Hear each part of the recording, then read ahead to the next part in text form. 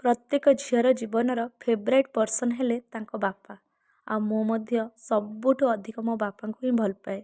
ଜୀବନରେ ସମସ୍ତେ କଷ୍ଟ ଦେଲା ପରି କଥାଟିଏ କହିଦେବେ, କିନ୍ତୁ ଜଣେ ବାପା ତା ଝିଅକୁ କେବେ କଷ୍ଟ ଦେଲା ପରି କଥାଟିଏ କହିପାରେ ନାହିଁ।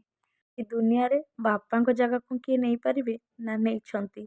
ଦୁନିଆ ବି ବଡ଼ ଅଜବ। ଯେତେବେଳେ ଆମେ ଛୋଟ ଥିଲୁ ବାପା ଆମକୁ ନେଇ ହସ୍ପିଟାଲ ଯାଉଥିଲେ, ଆଉ ଆଜି ଆମେ ତାଙ୍କ ହାତ ଧରି ତାଙ୍କୁ ହସ୍ପିଟାଲ ନେଇକି ଯାଉଛୁ। ଗୋଟେ ଝିଅ କେବେ ବି ସହିପାରିବନି ତା ବାପା ମାଙ୍କର କିଛି ହେଇଗଲେ। ଛାତିରେ ଛାତିଏ ଦୁଃଖ କଷ୍ଟ କୋହକୁ ନେଇ ମୋ ବାପାଙ୍କୁ ନେଇକି ହସ୍ପିଟାଲ ଯାଏ। ଏମିତିରେ ବି ହସ୍ପିଟାଲ ନାଁକୁ ହିଁ ମୋ ବାପାଙ୍କୁ ଡର, କିନ୍ତୁ ମୋତେ ବି ଏତେ ନର୍ଭସ୍ ଲାଗେ, କିନ୍ତୁ ମୁଁ ତାଙ୍କ ଆଗରେ ସବୁବେଳେ କନଫିଡେନ୍ସ ଦେଖାଏ ଯେ ମୋ ବାପାଙ୍କର କିଛି ହେଇନି, ସେ ପୁରା ଫିଟ୍, ଆମେ ଖାଲି ଚେକଅପ୍ କରିବା ଆଉ ଘରକୁ ପଳେଇବା। ସେ ମୋର ଏତିକି କଥା ମାନିକି ମୋ ସାଙ୍ଗେ ଆସନ୍ତି ହସ୍ପିଟାଲ ଚେକଅପ୍ ପାଇଁ।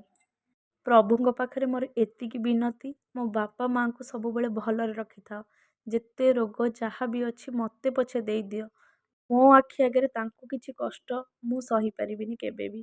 ସିଏ ଯଦି ଭଲରେ ଥିବେ ଖୁସିରେ ଥିବେ ତାହେଲେ ସିନା ଆମକୁ ଦେଖିବେ। ଯଦି ତାଙ୍କୁ କିଛି ହେଇଗଲା, ତାଙ୍କୁ ଅସୁସ୍ଥତା ଆସିଗଲା, ତାହେଲେ ଆମକୁ କିଏ ପଚାରିବ।